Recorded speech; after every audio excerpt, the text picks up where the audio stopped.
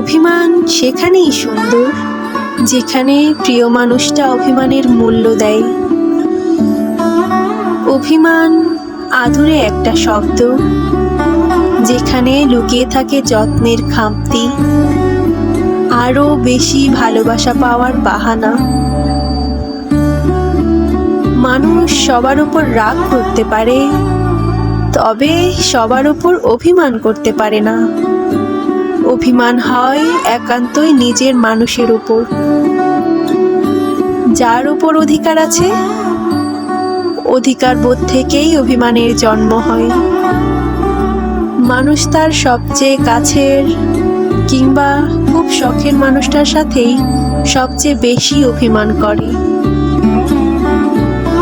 অভিমান ঠিকঠাক বুঝতে হয়, যত্ন নিতে হয়, গুরুত্ব দিয়ে আগলে রাখতে হয়।